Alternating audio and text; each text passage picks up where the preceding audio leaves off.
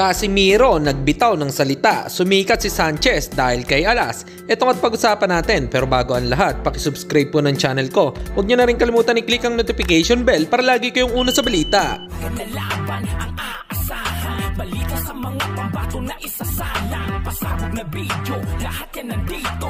Nino Cruz TV ang iyong paborito. Pag-usapan nga po natin mga kaboxing, good news dahil sa kumakalat na balita ay posibleng ganapin sa Pilipinas ang title fight ng bata ni Chavit Singson na si Charlie Suarez kontra ito sa Mexican star na si Manuel Navarrete.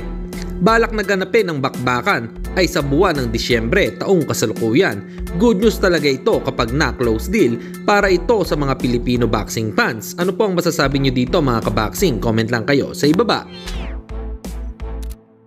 Samantalang ayon naman sa komento ng mga Pinoy boxing fans ay sumikat lang daw di umano itong si Saul David Sanchez ay dahil kay Casimiro. Lahat daw ng natatapat o nakakalaban ni Casimiro ay umiingay ang pangalan. Para sa inyo, sang-ayon ba kayo dito? Sikat lang si Sanchez dahil kalaban niya si Cuadro Alas. At sa kabilang balita naman tayo mga kaboxing, ayon naman po sa sinabi na brother coach ni Cuadro Alas na si Coach Jason Casimiro ay makailang ulit nitong sinabi ang pangako na maganda ang ipapamalas ni Casimiro sa ibabaw ng lona. Maganda naman yung konti-unti yung kinukuha yung niya, timbang niya at yung katawan niya sobrang na ganda na ng katawan din, kondisyon maganda. Pero hindi natin alam susunod na araw tapos 'di ba kasi ihina ka nang ihina kasi may ka kasi timbang na kinukuha.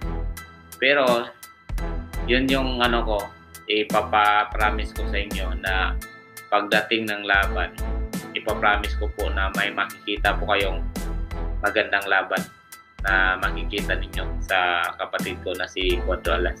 Yan po yung lagi kong ninyo sinasabi na ngayong laban na to makakita talaga kayo ng magandang laban kay Cuadro Alas.